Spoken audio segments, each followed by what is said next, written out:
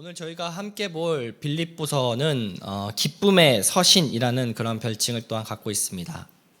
4장밖에 안 되는 짧은 서신서 안에 기쁨이라는 그 단어가 무려 한 18번 정도 등장하기 때문입니다. 빌립보서 그 서두에 보면 바울은 빌립보 교인들을 생각했을 때 감사와 기쁨이 넘친다라고 이렇게 표현합니다. 빌립보 교인들이 향한 그 마음이 남달랐던 것은 빌립보 성도들이 바울의 사역에 함께 동참하며 마음으로 함께 했기 때문인데요. 빌립보 교회는 어려운 환경 속에서도 에바브로 디도를 통해서 바울을 후원하며 끊임없이 그를 격려해 주었습니다. 사건 사고가 이제 많았던 고린도 교회와는 다르게 빌립보 교회는 바울에게 있어서 기쁨과 격려가 되는 참 감사가 넘치는 교회였습니다. 바울은 빌립보 성도들을 향한 그 감사와 기도를 하고 나서 이제 27절에 오직이라는 그 부사와 함께 자신이 빌립보서를 쓴 그 목적에 대해서 이야기합니다. 오직이라는 그 의미는 강한 의미를 남겨줍니다. 마치 바울이 여러분 이 한 가지는 반드시 지키십시오라는 그런 의미가 있기 때문입니다. 바울이 빌립보 교인들에게 이토록 전하고 싶은 말은 바로 복음에 합당하게 생활하라라는 것입니다. 여기서 생활하라라는 그 말은 단순히 그냥 잘 살아라라는 그 가벼운 말이 아닙니다.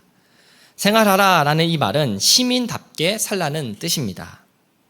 시민답게 살라는 그 단어는 우리들에겐 낯설게 느껴질 수 있겠지만 빌립보 교인들에게는 친숙한 단어였습니다.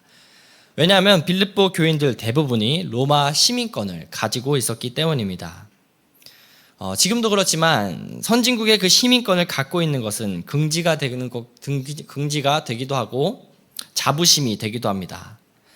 외국을 다닐 때 이제 선진국의 시민권을 갖고 있으면은 그렇지 못한 나라의 시민권을 가진 자들보다 더 편리하게 다닐 수 있습니다. 이들 또한 로마 시민권으로서 긍지와 그 자부심을 가질 수 있도록 교육받았고 시민 의식 또한 강했던 것이 빌립보 교인들의 특성 중에 하나였습니다. 그래서 바울은 시민답게 살라라는 그 단어를 통해서 빌립보 교인들에게 다음과 같이 이야기하는 겁니다. 너희가 로마 시민권에 대한 그 정체성과 삶에 대한 그 태도가 무엇인지를 알고 있듯이 너희가 하나님 나라 시민권자로서 분명한 정체성을 갖고 생활하라라고 지금 바울은 이야기하고 있는 겁니다. 그리스도인에게 있어서 정체성이 무엇이고 자신의 신분이 무엇인지를 아는 것은 대단히 중요합니다. 특별히 성도와 성도가 모여 있는 그 교회 안에는 더더욱 중요한데요. 왜냐하면 그리스도인의 그 정체성을 올바르게 알고 있느냐 모르고 있느냐에 따라서 교회 안에서 연합이 되기도 하고 분열이 나기도 하기 때문입니다. 사단은 하나님의 그 자녀들을 괴롭히는 가장 간교한 일이 우리의 그 정체성을 속여 그 틈으로 우리를 하나님과 분열시키거나 우리를 성도와 함께 분열시키는 겁니다. 현재 빌립보 교회 상황도 이와 같은 그 어려움들이 있었습니다. 현재 빌립보 교회 안에는 유오디아와 순두계 사이의 그 리더십 문제에 대한 그 갈등이 있었다라고 학자들은 추측하면서 이야기합니다. 빌립보 교회는 각각의 그 지지 세력을 갖고 있었고 교회 안에서의 그 분열이 일어났고 다툼이 있었던 것으로 여겨집니다. 그리고 교회 밖으로는 복음으로 인해서 교회를 대적하는 그 사람들이 있었고 이로 인해서 교인들은 두려움과 고난 가운데 있었습니다. 이러한 상황 가운데 바울은 사랑하는 빌립보 교회를 향하여 다툼과 분열로 너희들이 나가는 것이 아닌 오직 복음에 합당한 생활을 함으로써 하나님 나라의 그 시민권자답게 살라고 말합니다. 이것이 바울이 다시 돌아갈 수 없는 그 빌립보 교회를 향하여 그토록 남기고 싶었던 그 메시지였습니다. 그렇다면 오늘 본문에서 말하고 있는 바울이 그토록 외치고 있는 그 복음에 합당하게 생활하라, 하나님 나라 시민권자답게 살라라는 그 말은 무엇을 의미할까요? 바울은 복음에 합당한 삶을 살아가는 삶에 나타나는 그 대표적인 그 모습이 있다라고 합니다. 그것은 바로 하나됨을 이룬다라는 겁니다. 본문 27절 저희 다시 한번 읽어보도록 하겠습니다. 다 같이 시작.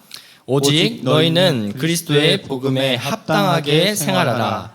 이는 내가 너희에게 가보나 떠나 있으나 너희가 한 마음으로 서서 한 마음으로 복음의 신앙을 위하여 협력하는 것과.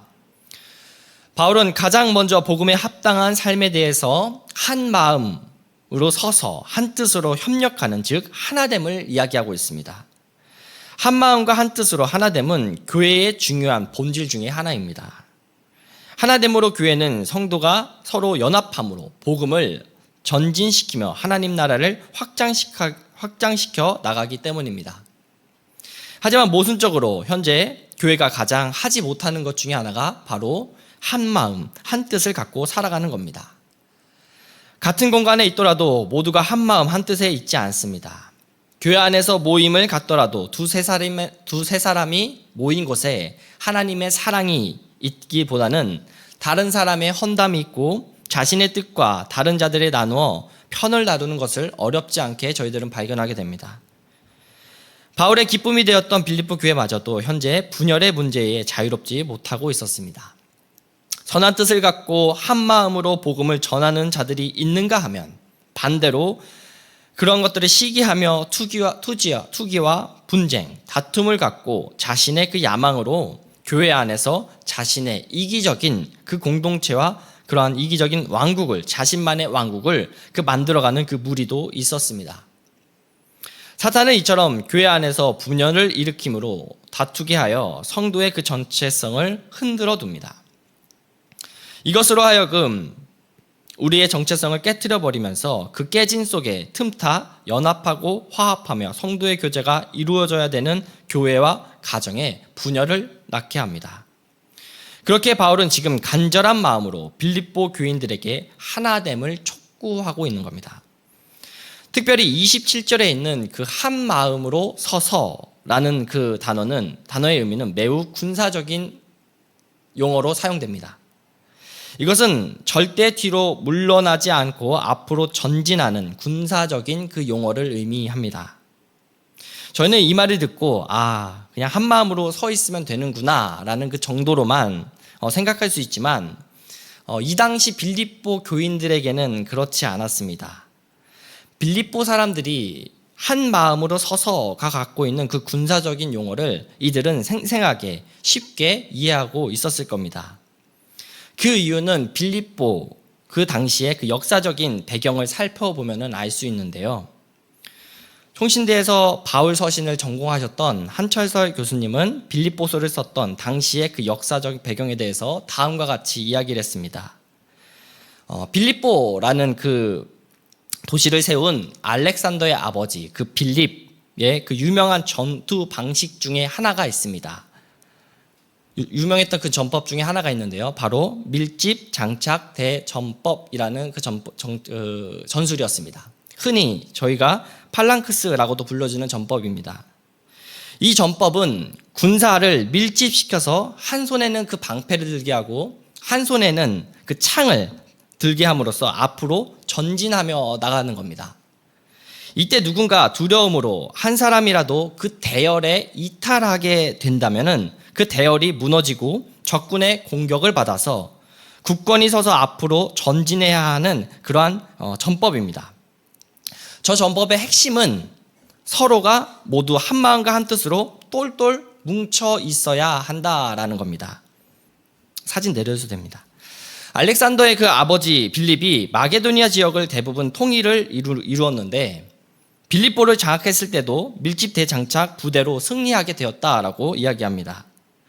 그러니까 빌립보 교인들은 이런 역사적인 배경을 갖고 있었기에 바울이 한 마음으로 서다라는 것을 이야기할 때 자연스럽게 그것이 어떤 모습이어야 하는지를 떠올릴 수 있었을 겁니다. 복음에 합당한 삶을 살아가는 그리스도인의 그 모습은 교회 안에서 자기의 어떤 이익을 추구하는 것이 아니라 서로가 시기하는 것이 아니라 다툼으로 내분이 생기면서 갈라지는 것이 아니라 우리가 한 마음과 한 뜻으로 한 정신으로 무장되어 있어야 하는구나. 마치 빌립 대왕이 군대 대오를 밀집 장착으로 무장하고 적들에게 일심동체로 돌격하듯이 이 땅에 있는 사는 그 성도들도 교회 안에서 서로 연합함으로 뭉쳐서 공중권세 잡은 그 죄로 가득한 세상을 향해서 맞서는 그 모습이 우리 안에 있어야 한다라는 것을 뜻합니다. 이렇게 될 때 내부적으로는 교회 안에서 서로의 의견차가 있더라도 갈등과 그 불화를 겪더라도 분열이 아닌 하나된 그 공통된 마음을 갖고 오직 그 복음 전파에 힘을 쓰며 나가게 됩니다.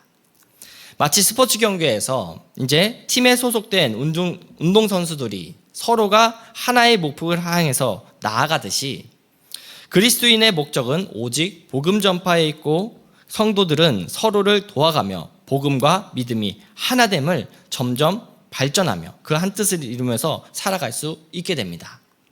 이러한 한 마음 한 뜻을 갖고 하나됨으로 우리는 복음에 합당한 삶을 살아갈 수 있게 됩니다. 그렇다면 우리는 여기서 질문을 하게 됩니다. 어떻게 그러면 하나됨을 이룰 수 있을까라는 그 질문입니다. 바로 그것은 내가 먼저 하나님께 은혜 받은 자라는 그 사실을 깨닫고 남을 남보다 낮게 여기는 그 예수의 마음을 가져야 합니다. 바울은 서신서마다 인사말과 끝 글을 마칠 때 자주 쓰는 그 문장이 있습니다. 바로 은혜와 평강이 너희에게 있기를 기원한다라는 그 말입니다. 바울에게 있어서 은혜는 굉장히 중요한 요소 중에 하나입니다.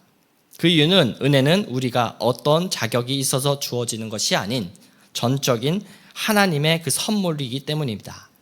그리고 이 은혜의 절정은 바로 예수 그리스도 통해서 이루어지게 됩니다. 그래서 바울은 빌립보서 2장 2절부터 5절에 다음과 같이 말합니다. 저희 한번 다 같이 빌립보서 2장 2절부터 5절 한번 다 같이 읽도록 하겠습니다. 다 같이 시작. 마음을 같이하여 같은 사랑을 가지고 뜻을 합하여 한 마음을 품어 아무 일에든지 다툼이나 허영으로 하지 말고 오직 겸손한 마음으로 각각 자기보다 남을 낮게 여기고 각각 자기 일을 돌볼 뿐더러 또한 각각 다른 사람들의 일을 돌보아 나의 기쁨과 충만하게 하라. 너희 안에 이 마음을 품으라. 곧 그리스도 예수의 마음이니. 우리가 하나님을 아버지라 부르며 하나님 앞에 예배를 드리며 나아갈 수 있는 것은 예수 그리스도의 그 구속의 은혜가 우리에게 임했기 때문입니다. 이러한 은혜를 받은 자라면은 빚진 자로서 우리가 살아갈 수밖에 없고 나의 나된 것은 다 하나님의 은혜라는 것을 고백하며 살아갈 수밖에 없습니다. 그렇기에 우리에게는 이 예수의 그 마음이 필요한 것입니다. 우리가 예수의 마음을 묵상하고 살아간다면 내가 그동안 그 받은 그 은혜를 우리는 날마다 잊지 않으며 살아갈 수 있게 됩니다. 우리에게 이 예수의 마음이 있다면 공동체 안에서 갈등과 다툼이 생기더라도 다시 화해하며 이전보다 오히려 더한 결속을 갖게 될 것입니다. 우리에게 예수의 마음이 있다면 서로에게 삿대질하며 내 뜻이 옳고 남의 뜻은 무시하며 분쟁을 일으키지 않을 겁니다. 정말 은혜를 아는 자라면 내 뜻과 조금 다르더라도 상대가 실수함이 있더라도 원하지 않는 것이 그 사람에게 보이더라도 내가 그리스도의 은혜를 입은 자이기에 그러한 것을 품으며 한 마음과 한 뜻으로 한 마음으로 나아갈 수 있게 되는 겁니다. 이것이 은혜를 아는 자로서 남을 남보다 낮게 여기는 그 예수의 마음입니다. 우리에게 이 예수의 마음이 있을 때 우리는 하나됨을 이룰 수 있고 복음에 합당한 삶을 살아갈 수 있게 됩니다. 사랑하는 성도 여러분, 성도님들은 삶 속에 그 하나됨을 지금 경험 중이십니까? 교회와 직장과 가정의 현장에서 사람들과의 그 관계하는 그 장소 속에서 그리스도의 뜻 가운데 하나됨을 위해 힘쓰시고 계십니까? 성도님들은 내가 하나님의 은혜를 알며 남을 나보다 낮게 여기는 그 예수의 마음이 자리 잡고 계십니까? 복음에 합당한 삶, 즉 하나님 나라의 시민권자들은 자신이 받은 그 은혜를 잊지 않고 성도가 서로 연합하여 한 마음과 한 뜻으로 살아가고 있습니다. 우리에게도 이와 같은 그 모습이 필요합니다. 나와 다른 그 의견이 있더라도 내 생각과 전혀 다른 그 스타일로 살아가는 그 사람이 내 옆에 있더라도 내 직장 동료라 하더라도 새로 들어온 신입이 그렇다 하더라도 우리는 상대방을 그러한 너그러운 그 마음과 여유를 갖고 바라보는 그 예수의 마음을 갖기를 힘써야 합니다. 공동체 안에서 서로의 의견이 다른 것을 두고 갈라서고 서로의 의견 갈라서는 것이 아닌 서로의 이야기를 들어주고 마음을 나누는 그 아름다운 공동체가 되기를 바랍니다. 그렇게 살아갈 때 교회는 예수 그리스도로 하나 되며 하나님 나라를 전파하며 살아갈 수 있게 될 겁니다. 우리 모두 그리스도의 그 예수 마음을 품고 한 마음과 한 뜻으로 굳건히 서며 나아가는 저희 분당다음교회 모든 성도님 한 분 한 분 되시길 주님의 이름으로 축복하고 기도합니다.